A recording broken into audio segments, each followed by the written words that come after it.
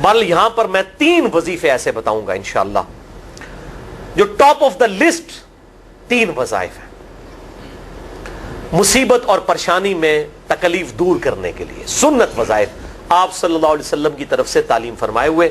ان میں سے پہلا وظیفہ یہی جس کا قرآن میں بھی ذکر آ گیا کہ جو ان الفاظ کے ساتھ ہمیں پکارے گا، اللہ تعالیٰ فرماتا ہے کذالک ننجی المؤمنین، ہم اہل ایمان کو بھی نجات دیں گے اس طریقے سے، صرف یونس کو نہیں، اہل ایمان کو بھی۔ چنانچہ اسی کانٹیکسٹ میں پہلا وظیفہ ہے یہ لا الہ الا انت سبحانک انی کنت من الظالمین کا۔ لیکن اس سے پہلے میں ایک امپورٹنٹ بات کروں دعا کے حوالے سے کہ دعا کی قبولیت کا ایک پروٹوکول بھی ہے۔ ویسے تو آپ مسئلہ 82 دیکھیں گے، اس میں میں نے اور باتیں بھی کی ہیں، ٹاپک دوسری طرف چلا جائے گا، لیکن انصاف ہے کہ میں اس چیز کو بھی ایڈریس کروں۔ جامعہ ترمذی میں صحیح سند کے ساتھ یہ حدیث موجود ہے، انٹرنیشنل نمبر کے مطابق 593 نمبر حدیث ہے، اور یہ حدیث مشکات میں آپ کو پہلی جلد میں درود شریف والے چیپٹر میں بھی مل جائے گی۔ اور مشکات کو میں نے ڈکلیئر کیا ہے مشکات از دا انسائکلوپیڈیا آف حدیث، یعنی آپ کو جتنی حدیثیں سکیٹرڈ فارم میں ملیں گی کتب ستہ اور اس سے بھی باہر 13 کتابوں میں، مشکات میں آپ کو مل جائیں گی۔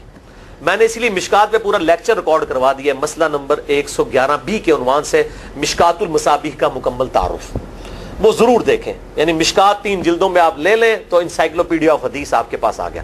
6294 احادیث ہیں، اور اس میں چونکہ احادیث کی تکرار نہیں ہے تو کتب ستہ اس کے علاوہ بھی 12-13 کتابیں جو ہیں اس میں کور ہیں، اس میں بھی یہ حدیث موجود ہے۔ جامعہ ترمذی میں انٹرنیشنل نمبر کے مطابق 593 نمبر۔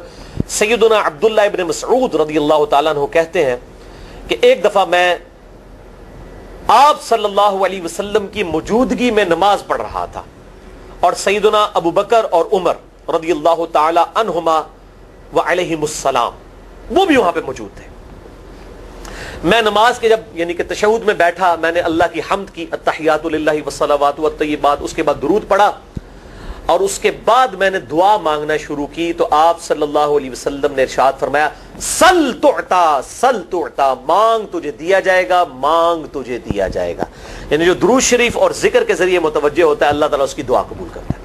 اور پھر ابن مسعود ادھر ہی روایت کرتے ہیں، ساتھ ہی جامعہ ترمذی میں دوسری حدیث ہے صحیح سند کے ساتھ کہ ایک شخص آیا، اس نے جو ہے وہ نماز کے دوران حمد و درود کے بغیر ڈائریکٹ اللہ سے مانگنا شروع کر دیا۔ تو جب وہ فارغ ہوا آپ صلی اللہ علیہ وسلم نے اسے بلا کر کہا کہ سائل تو نے مانگنے میں جلدی کی، تجھے چاہیے کہ جب دعا مانگنے لگے پہلے اللہ کی حمد بیان کر، پھر مجھ پر درود پڑھ، اور پھر اللہ کی طرف متوجہ ہو۔ اور اس حدیث میں آتا ہے کہ ایک اور شخص آیا، یعنی ابن مسعود وہ خود تھے، اور اس نے اللہ کی حمد اور درود کے ذریعے دعا مانگی تو آپ صلی اللہ علیہ وسلم فرمایا سل تعطا، مانگ تجھے دیا جائے گا، مانگ تجھے دیا جائے گا۔ درود شریف پہ میں الگ سے بھی لیکچر دے چکا ہوں، مسئلہ نمبر 56 کے عنوان سے 2 گھنٹے کی گفتگو ہے۔ درود شریف کے صحیح فضائل اور صحیح احکام و مسائل بڑی ڈیٹیل کے ساتھ ہر اینگل سے درود شریف کے حوالے سے آپ کو وہ سمجھ لیں کہ انسائکلوپیڈیا ہے وہ لیکچر، مسئلہ نمبر 56 اہل سنت پاک.com پہ۔ تو دعا کے لیے حمد اور درود شریف ضروری، اس لیے دیکھیں نماز کی انٹلیکچوئل ترتیب ہے، آپ پہلے دعا کرتے ہیں التحیات للہ والصلوات والطیبات، اللہ کی حمد کرتے ہیں، پھر نبی صلی اللہ علیہ وسلم پر سلام عرض کرتے ہیں السلام علیکہ ایھا النبی، اس کے بعد آپ درود پڑھتے ہیں، اور اینڈ پہ آپ دعا مانگتے ہیں اللہم انی اعوذ بک من عذاب جہنم ومن عذاب القبر ومن فتنة المحیا والممات ومن شر فتنة المسیح الدجال، یا اللہم ربنا آتنا فی الدنیا حسنة وفی الآخرة حسنة وقنا عذاب النار، یا رب اجعلنی مقیم الصلاة ومن ذریتی ربنا وتقبل دعائی ربنا اغفر لی ولوالدی وللمؤمنین یوم یقوم الحساب۔ کوئی بھی دعائیں مانگیں، یہ بھی مانگیں جو میں وظائف بتا رہا ہوں، کیونکہ بخاری اور مسلم کی متفق علیہ حدیث ہے۔ مشکات میں آپ کو تشہد والے چیپٹر میں حدیث مل جائے گی کہ نماز میں تشہد میں درود کے بعد جو چاہو اپنے رب سے مانگو، یعنی عربی میں مانگنا ہوگا، دعائیں مانگے، دعائیں معصورہ کتاب و سنت میں جتنی ہیں وہ مانگے، اس کے علاوہ بھی مانگ سکتے ہیں اگر الفاظ درست ہوں لیکن عربی زبان میں۔ تو یہ پہلا وظیفہ جامعہ ترمذی میں انٹرنیشنل نمبر کے مطابق 3505، مشکات میں 2292 نمبر یہ حدیث ہے، اور قرآن حکیم میں تو ہم پڑھ چکے ہیں سورۃ الانبیاء آیت نمبر 87 اور 88 میں آپ صلی اللہ علیہ وسلم نے ارشاد فرمایا کہ یونس علیہ السلام نے مچھلی کے پیٹ میں اپنے رب کو ان الفاظ کے ساتھ پکارا تھا لا الہ الا انت سبحانک انی کنت من الظالمین، اور پھر آپ صلی اللہ علیہ وسلم نے فرمایا کہ جو کوئی شخص اپنے کسی بھی معاملے میں کسی بھی پریشانی میں اس دعا کے ذریعے اللہ کی طرف متوجہ ہو, اللہ تعالیٰ اس کی دعا کو قبول فرما لیتا ہے. اور قرآن میں بھی آ گیا نا کذالک ننجی المؤمنین. اور کتنا بڑا فتویٰ آیا میرے بھائیوں, سورہ الصافات 143 144, فلولا انہ کان من المسبحین, اگر یونس ہمیں ان الفاظ میں ہماری تسبیح نہ کرتا, للبث فی بطنہ الی یوم یبعثون, تو مچھلی کے پیٹ میں قیامت تک مچھلی کے پیٹ میں رہتا اگر اس طرح نہ ہمیں پکارتا, اس کی قبر مچھلی کا پیٹ بن جاتی. یعنی یہ اتنا عطاب, اور وہ دور ہو گیا اس دعا سے, بہت بڑے اسماء اعظم میں سے ہے. تو یہ بہترین دعا, بہترین وظیفہ, اسماء اعظم میں سے بہترین چیز, اور سب سے بڑھ کر جو میں نے بات کی کہ بہترین استغفار, اللہ سے توبہ مانگنے کا بہترین ذریعہ. اور کس طریقے سے, اے اللہ تو تو پاک ہے نا, تجھ سے تو غلطی نہیں ہوگی, میں بندہ ہوں, غلطی کروں گا, تو اللہ نے تو معاف کرنا ہے نا, کیونکہ جب بندے نے اپنی عاجزی کا اظہار کر لیا ہے اور اللہ تعالیٰ کو بتایا اللہ یہ تیری کوالٹی ہے, تو غلطی نہیں کرتا, تو میں تو انسان ہوں, غلطی کروں. تو یہ ہے پہلا وظیفہ. دوسرا وظیفہ وہ بھی جامعہ ترمذی میں انٹرنیشنل نمبر کے مطابق 3524 نمبر حدیث ہے, لیکن ترمذی کا طریق جو ہے وہ ضعیف ہے.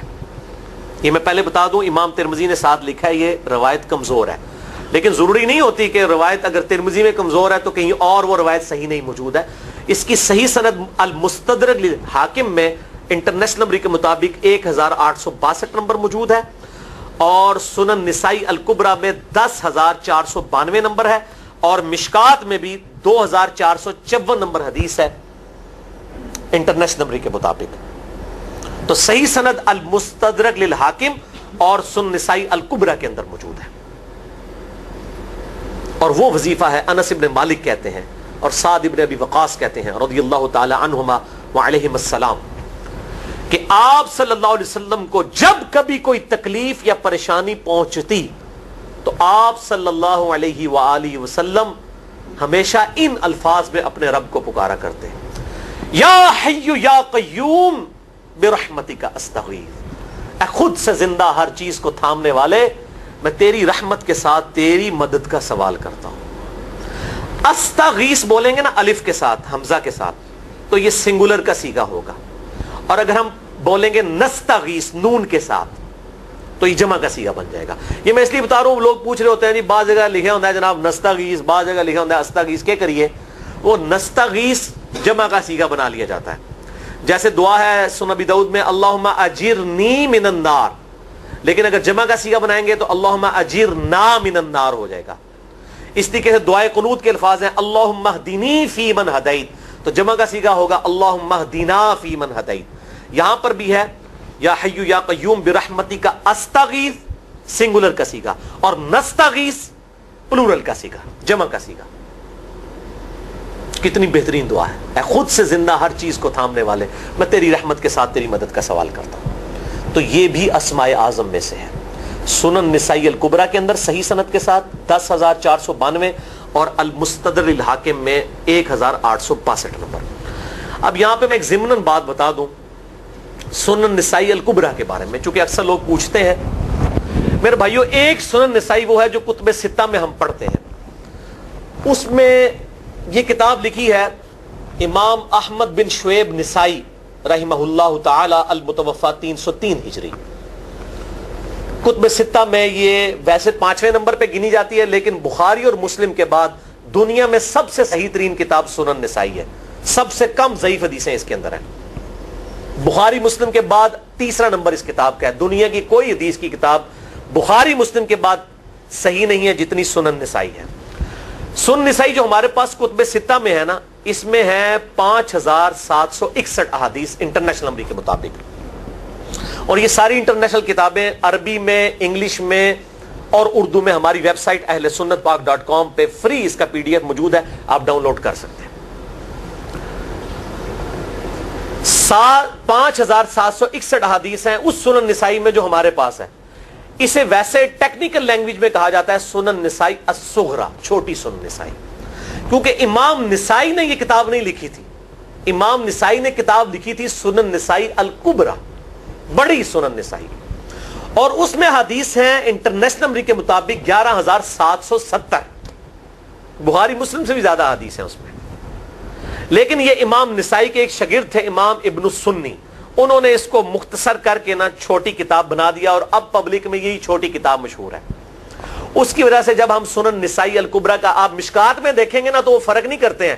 جب وہ سنن نسائی کا حوالہ دیتے ہیں نا تو آپ کو نسائی میں وہ ملے گا بھی نہیں، وہ الکبریٰ میں ہوتا ہے، کیونکہ وہ اس تفریق کو مانتے نہیں، وہ تو سنن نسائی الکبریٰ کو سنن نسائی مانتے ہیں. جبکہ ہماری پبلک جو ہے وہ سنن نسائی، وہ میں اب حوالہ دے رہا ہوتا ہوں کہ جی سنن نسائی الکبریٰ میں 9,928 نمبر حدیث ہے کہ جو آیت الکرسی پڑھ لے فوراً بعد کسی بھی نماز کے فرض کے فوراً بعد تو مرتے ہی جنت میں داخل ہوگا. تو لوگ کہتے ہیں جناب نسائی تے حدیث ہیں جناب 5,761 نے، تسی 9,928 کی تمہیں دس دیو. تو میں ساتھ حالانکہ بول رہا ہوتا ہوں سنن نسائی الکبریٰ، میں نے کبھی اس کے بغیر نہیں بولا. تو الکبریٰ سے آپ کا دماغ تو کام کرنا چاہیے، الکبریٰ کیوں بول رہا ہے ساتھ؟ کوئی یہ صغریٰ بھی ہے جس کی یہ الکبریٰ ہے بڑی، اور ہمارے گرین کارڈ میں یہ وظیفہ لکھا ہوا ہے الکبریٰ کے ساتھ.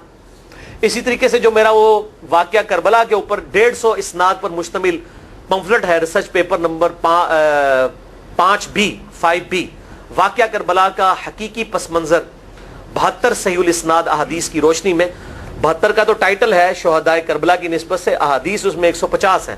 اس میں اکثر حدیثوں کے حوالے میں نے سنن نسائی الکبریٰ سے دیے ہوئے ہیں. وہ لوگ کہتے ہیں مل ہی نہیں رہی ہے، تو میرے بھائی وہ سنن نسائی الکبریٰ آپ کے پاس ہوگی تو آپ کو ملے گا نا. تو سنن نسائی الکبریٰ الگ سے وہ اصل کتاب ہے، اس میں سے سنن نسائی الصغریٰ بنائی گئی ہے. اسی سنن نسائی الکبریٰ کا چیپٹر ہے خصائص علی، جس میں 194 حدیث ہیں سیدنا مولا علی رضی اللہ تعالیٰ عنہ علیہ السلام کی شان میں. امام نسائی نے ناسبیوں کے خلاف وہ کتاب کا وہ چیپٹر لکھا، وہ خصائص علی چیپٹر ہے سنن نسائی الکبریٰ کا. اس طریقے سے فضائل صحابہ بھی امام نسائی کی جو کتاب ہے وہ بھی اسی کتاب کا چیپٹر ہے.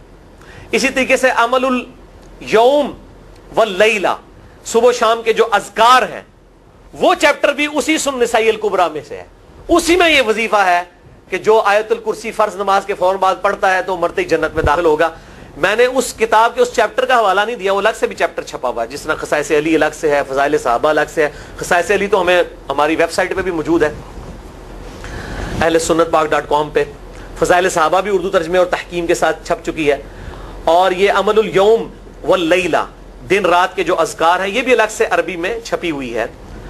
تو میں اس کا حوالہ نہیں دیتا، میں سنن نسائی الکبریٰ کا کہتا ہوں 9,928 آیت الکرسی کا وظیفہ. تو یہ سنن نسائی الکبریٰ کا میں نے حوالہ دیا ہے، یا حی یا قیوم برحمتک استغیث 10,492 صحیح طریق ہے.